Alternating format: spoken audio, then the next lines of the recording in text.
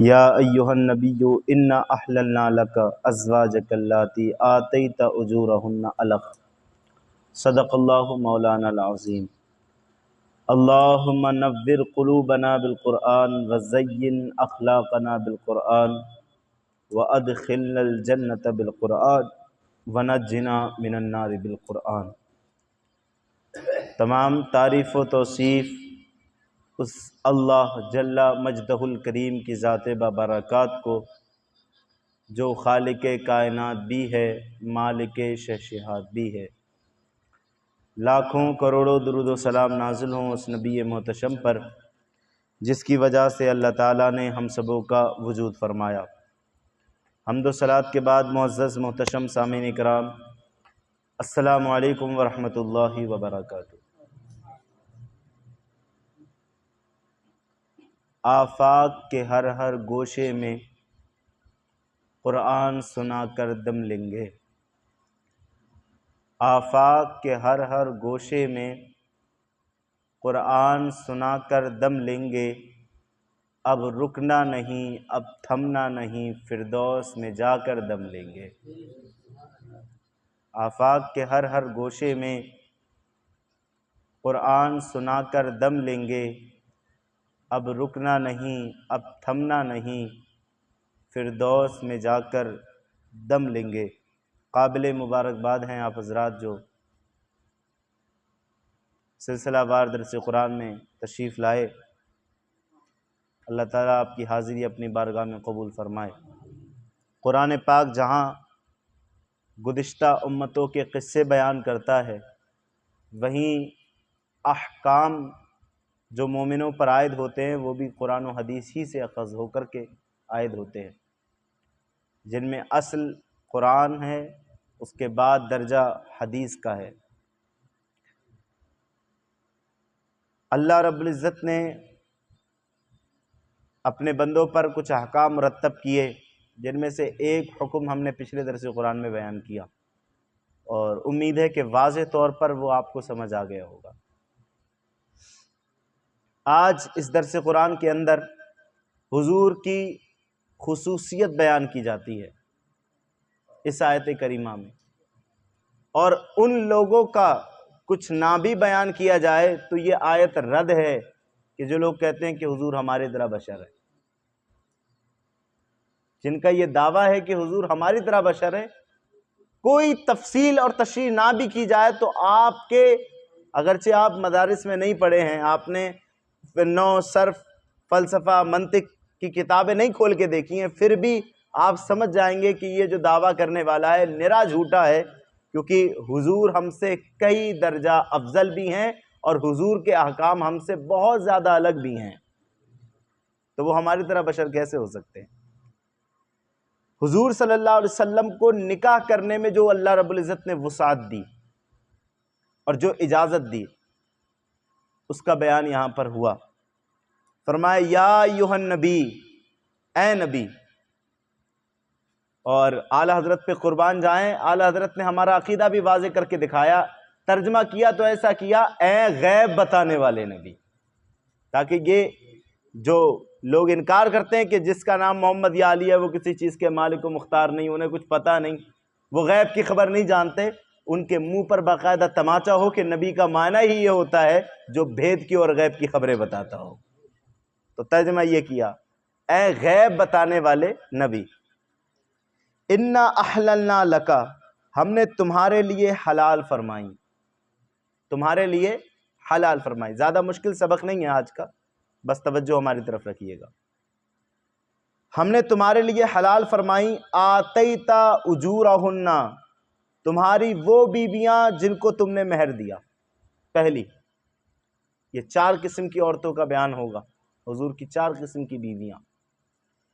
ہم نے آپ کے لیے ان بیویوں کو بھی حلال فرمایا کہ جن سے آپ نے نکاح کیا اور نکاح کرنے کے بعد آپ نے عوض میں مہر بھی دیا، وہ بھی آپ کے لیے حلال ہے۔ اور ان میں نام ہے حضرت خدیجہ رضی اللہ تعالی عنہا کا، کہ حضور جب 25 سال کے تھے اور حضرت خدیجہ 40 سال کی تھیں تو حضور نے آپ سے نکاح فرمایا اور آپ کو مہر بھی عطا فرمایا، مہر بھی دیا۔ اور آپ کی سب سے آخری زوجہ حضرت عائشہ صدیقہ سلام اللہ علیہا، آپ سے بھی جب آپ نے نکاح فرمایا تو آپ کو مہر دیا، علاوہ سے جتنی عورتیں ہیں ان کا حکم آگے آ رہا ہے۔ تو فرمایا آپ کے لیے وہ عورتیں بھی حلال ہیں جن کو آپ نے مہر دے کر کے نکاح کیا، وما ملکت یمینک مما آفا اللہ علیک، اور وہ بیویاں بھی آپ کے لیے حلال ہیں جو تمہارے ہاتھ کا مال ہیں، یعنی کنیزیں جو اللہ نے تمہیں غنیمت میں عطا فرمائی۔ جنگیں ہوتی تھی پہلے، اور جنگیں ہونے پر جو عورتیں ہوتی تھی ان کو تو ہمارا اسلام قتل کرنے کا حکم نہیں دیتا۔ اسلام میں جب بھی جنگ ہوئی تو اس کے امیر نے واضح طور پر بتایا کہ بوڑھے اور بچے اور عورتوں کی حفاظت کرنا ہے، اگرچہ وہ کافرہ ہی کیوں نہ ہو، لیکن ان کی حفاظت کرنا ہے، ان پر تلوار نہیں کھینچنا، نہتوں پر تلوار نہیں کھینچنا، یہ اسلام کا اصول تھا۔ تو جو مال غنیمت میں ملی وہ باندیاں ہو جاتی تھیں، فرمایا وہ بھی تمہارے لیے حلال ہیں، اے محبوب یہ تمہارے لیے حلال ہیں۔ اسی طرح وبنات عمک، تمہارے چچا کی بیٹیاں، وبنات عماتک، تمہاری پھوپھیوں کی بیٹیاں، وبنات خالک، تمہارے ماموں کی بیٹیاں، وبنات خالاتک، اور تمہاری خالاؤں کی بیٹیاں، فرمایا یہ بھی تمہارے لیے حلال ہے، التی ہاجرنا معک، جنہوں نے آپ کے ساتھ ہجرت کی۔ اب یہاں مراد ہجرت کرنے سے یہ ہے کہ ہجرت کرنے میں جس نے آپ کی پیروی کی، کیونکہ حضور کے ساتھ تو کسی بھی عورت نے ہجرت کی نہیں، آپ نے سورہ احزاب میں پڑھ لیا ہے، سن لیا ہے کہ حضور اور حضرت ابو بکر صدیق ہی تھے اکیلے ہجرت کی تھی جنہوں۔ تو یہاں پر ہجرت کا معنی کیا ہے کہ جنہوں نے آپ کے ساتھ ہجرت کی، یعنی ہجرت کرنے میں آپ کی پیروی کی، اب آپ کے بعد ہجرت کی ہو یا آپ سے پہلے ہجرت کی ہو۔ یہ ساری بہنیں جو آپ کی چچا زاد ہیں، آپ کی خالہ زاد ہیں، ماموں زاد ہیں، پھوپھی زاد ہیں، یہ سب بھی آپ کے لیے حلال ہے۔ یہ ہجرت کی جو قید لگائی ہے اس کے متعلق علماء کرام کے دو گروہ ہیں۔ ایک گروہ یہ کہتا ہے کہ یہ ہجرت کی قید جو ہے یہ فضیلت کے طور پر ہے، یعنی بہتر وہ آپ کی پھوپھی زاد، ماموں زاد، خالہ زاد، وہ بہنیں کہ جن کے ساتھ جنہوں نے آپ کے ساتھ ہجرت کی، یعنی ہجرت میں آپ کی پیروی کی، وہ آپ کے لیے نکاح آپ ان سے کریں، یہ بہت زیادہ بہتر ہے۔ البتہ جنہوں نے نہیں کی ان سے بھی نکاح جائز ہے۔ ایک گروہ تو یہ ہے۔ دوسرا گروہ یہ کہ یہ قید احترازی ہے، یعنی انہی جو پھوپھی زاد، ماموں زاد، خالہ زاد جو عورتیں ہیں انہی سے نکاح جائز ہے کہ جنہوں نے ہجرت کی ہے،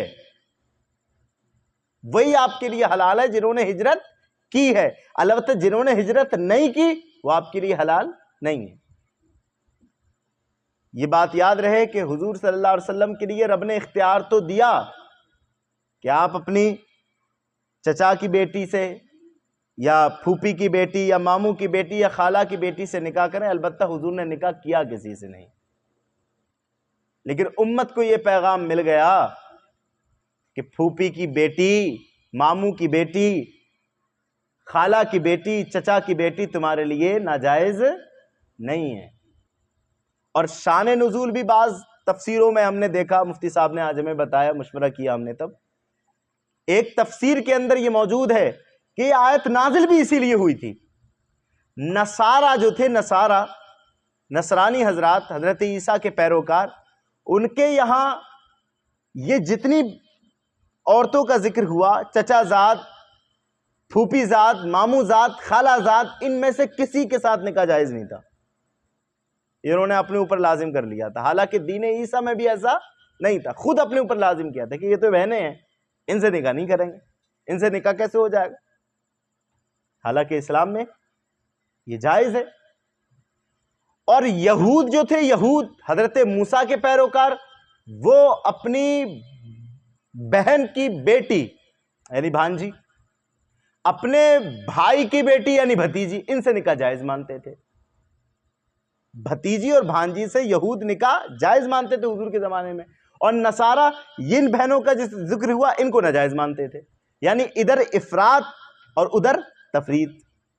تو اللہ رب العزت نے افراط کو بھی ختم فرمایا، تفریط کو بھی ختم فرمایا، بیچ کا راستہ نکالا کہ چچا کی بیٹیاں جائز ہیں، نکاح کرو، پھوپھیوں کی بھی جائز ہیں، خالاؤں کی بھی جائز ہیں، ماموں کی بھی جائز ہیں، البتہ بھانجی اور بھتیجی تمہارے لیے جائز نہیں ہے۔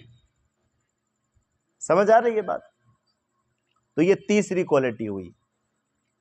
فرمایا آگے وَامْرَأَةً مُؤْمِنَةً إِنْ وَهَبَتْ نَفْسَهَا لِلنَّبِيِّ إِنْ أَرَادَ النَّبِيُّ أَنْ يَسْتَنْكِحَهَا، یہ چوتھی صورت کہ وہ ایمان والی عورت اگر وہ اپنی جان نبی کی نذر کر دے، یعنی یہ کہے کہ میں حضور پر قربان، میری جان و دل حضور پر قربان ہے، اور اپنے آپ کو حضور کے لیے ہبا کر دے، ان اراد النبی ان یستنکحا، اور حضور اس سے نکاح بھی کرنا چاہیں، نبی اس سے نکاح بھی کرنا چاہیں، تو بغیر مہر کے اس سے نکاح کرنا حضور کے لیے جائز۔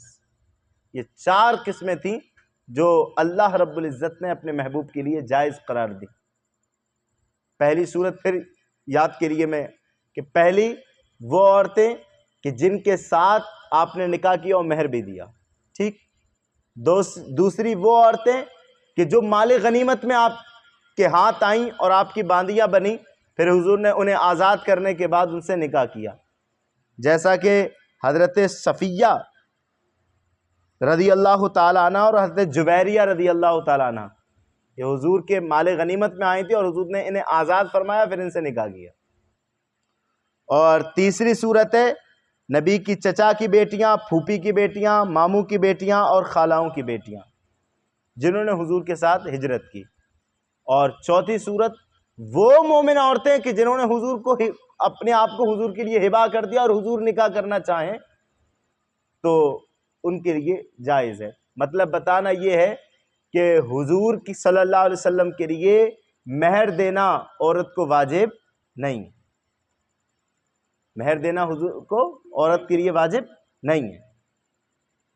آگے کی آیت اس بات کا خلاصہ کرتی ہے، خالصۃ لک، یہ جو حکم ہم نے بتائے، یہ چار جو حکم مرتب کیے آپ کے لیے خاص ہیں، من دون المومنین، لیکن مومنوں کے لیے خاص نہیں ہے۔ یہیں سے پتہ لگ گیا کہ آقا کی اہمیت کیا ہے اور غلام کی اہمیت کیا ہے۔ کہا یہ ہم نے آپ کے لیے چھوٹ دی ہے، مومنوں کے لیے چھوٹ نہیں ہے کہ مومن اگر اپنی پھوپھی ذات بہن سے نکاح کرے تو بغیر مہر کے ہی کر لے، نہیں کہ یہ تو ہمارے پھوپھی کی بیٹی ہے بغیر مہر کے ہی کر لو، خالہ کی بیٹی سے کرے تو بغیر مہر کے، ایسا نہیں ہوگا۔ یہ خصوصیت آپ کی ہے۔ اگر مومن آپ کا امتی اگر پھوپھی ذات یا ماموں ذات یا اس طرح کی جو بہنیں ان سے نکاح کرے گا تو ان کا مہر بھی ادا کرے گا، ان کا مہر بھی ادا کرے گا، بغیر مہر کے جائز۔ خالصۃ لک، یہ تو آپ کے لیے خالص ہے، یہ حکم آپ کے لیے ہے، من دون المومنین، مومنوں کے علاوہ۔ تو مومنوں کے لیے کیا ہے؟ تو فرمایا قد علمنا ما فرضنا علیہم فی ازواجہم وما ملکت ایمانہم، تو ہمیں معلوم ہے جو ہم نے مسلمانوں کے لیے مقرر کر رکھا ہے ان کی بیویوں کے بارے میں اور ان کی کنیزوں کے بارے میں۔ وہ کیا مقرر کیا ہوا ہے اللہ رب العزت نے؟ وہ کہ نکاح کے مہر کے بغیر نکاح نہیں ہوگا ان کا، یہ مقرر کر دیا اللہ رب العزت نے دیگر آیات کریمہ میں۔ امت کے لیے بغیر مہر کے نکاح جائز نہیں، ان پر بہرحال نکاح کے لیے مہر دینا واجب ہوگا۔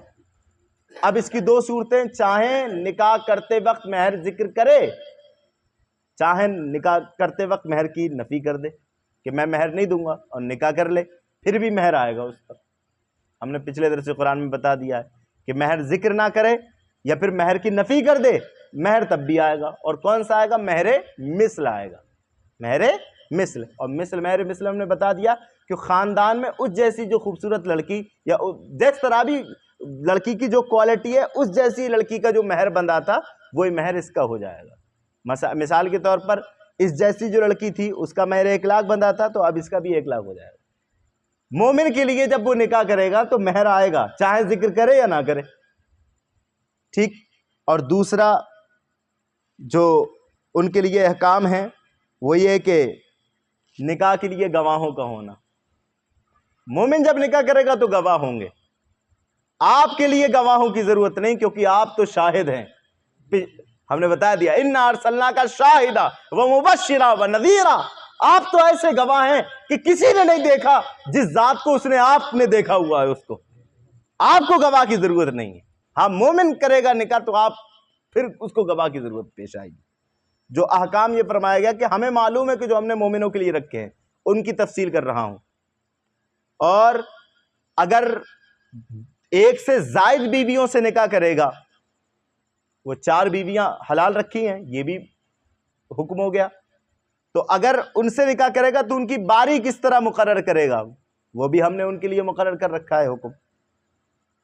اور ان کی ملکیت میں جو موجود کنیزیں ہیں ان کے حکام کیا ہیں, یعنی کتابیہ سے نکاح کرے گا تو کیا صورت بنے گی, مسلمہ عورت سے نکاح کرے گا تو کیا صورت بنے گی. یہ سارے حکم ہم نے مومنوں کے لیے الگ سے بنائے ہوئے ہیں.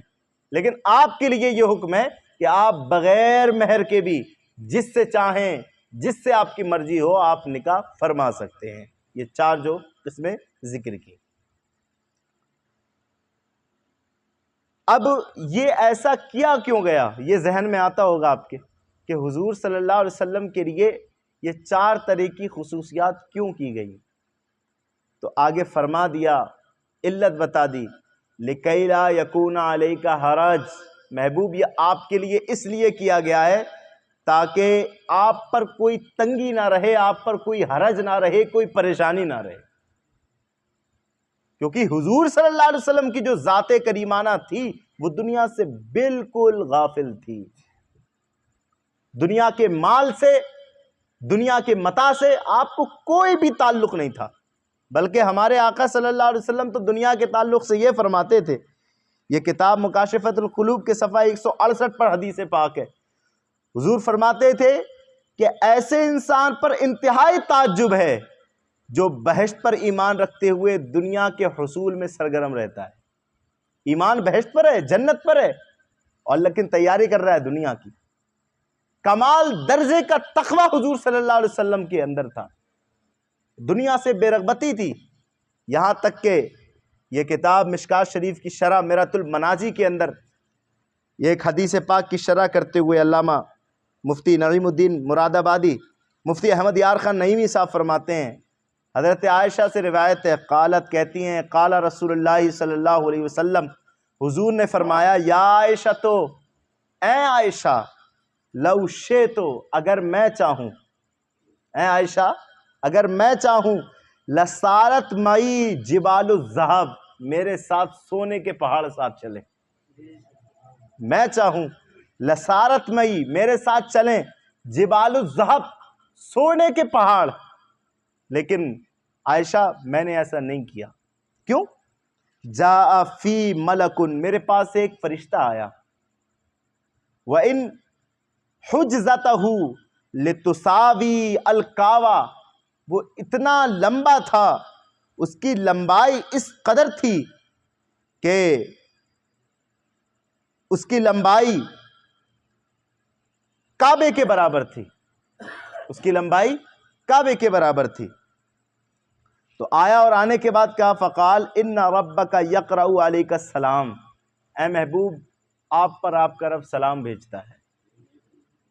ویقول, اور فرماتا ہے, ان شئت نبیا عبدا, اگر آپ چاہیں تو آپ بندگی والی زندگی گزاریں, یعنی فقر و فاقہ والی زندگی گزاریں.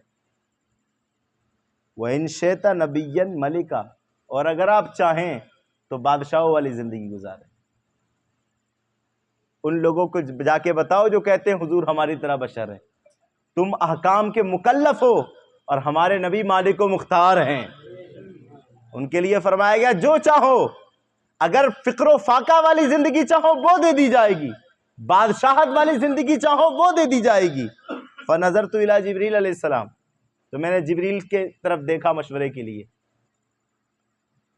اور فاشار الی ان ضع نفسک, تو مجھے جبریل نے مشورہ دیا کہ حضور آپ اپنی جان کو چھوڑیں, آپ اپنی جان کی پرواہ نہ کریں, بلکہ آپ فکر و فاقہ والی زندگی پسند فرمائیں۔ تو ایک روایت میں ابن عباس سے فلتا رسول اللہ صلی اللہ علیہ وسلم الی جبریل، حضور نے جب جبریل کی طرف دیکھا فمستشیر لہو، تو انہوں نے انہیں مشورہ دیا حضور کو، فاشار جبریل بیدہ ان تواضع، تو جبریل نے کہا اے حضور صلی اللہ علیہ وسلم آپ اپنے لیے عاجزی اختیار کریں، فقلت نبیا عبدا، تو میں نے اس فرشتے سے کہا میرے رب سے جا کر بتا دو میں بندگی والی زندگی پسند کرتا ہوں۔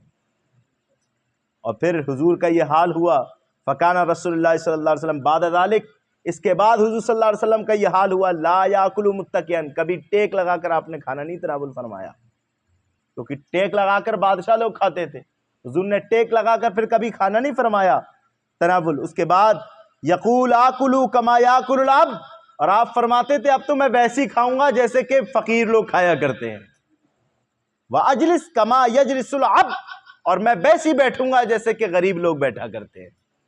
تو حضور نے یہ جو آپ کی زندگی تھی وہ بڑی فکر و فاقہ والی زندگی تھی، اور حضور، اور اب میں نے آپ کو پچھلے درس قرآنوں میں بتا دیا ہے کہ نکاح کرنا عورتوں سے زیادہ یہ ضروری تھا، کیوں؟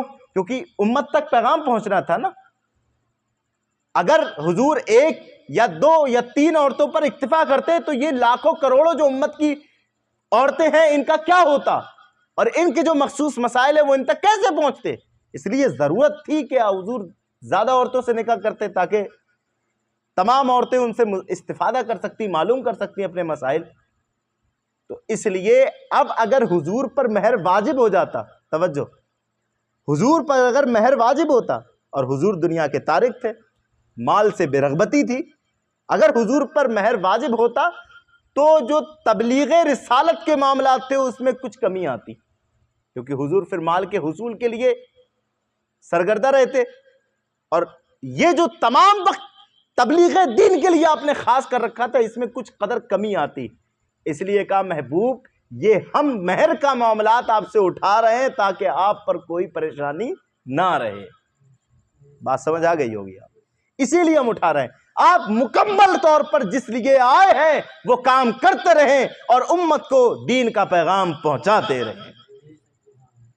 آپ کی مال سے بے رغبتی ہمیں قبول ہے، آپ پر مال کا کوئی دباؤ نہیں، آپ پر مہر دینا کوئی واجب نہیں، آپ تبلیغ رسالت کا کام انجام دیں، اور ہم نے یہ معاملات آپ کے لیے اس لیے مرتب کیے ہیں، بغیر مہر کے نکاح آپ کے لیے جائز اس لیے کیا ہے تاکہ آپ پر کوئی حرج نہ رہے، وکان اللہ غفور الرحیمہ، اس لیے کہ تم پر کوئی جو ہے تنگی نہ رہے، اور اللہ بخشنے والا مہربان ہے۔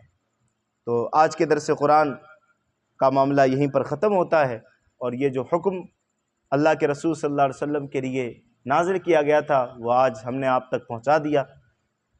اللہ رب العزت کی بارگاہ میں دعا ہے کہ مولا تعالی ہمیں خوب عمل کی توفیق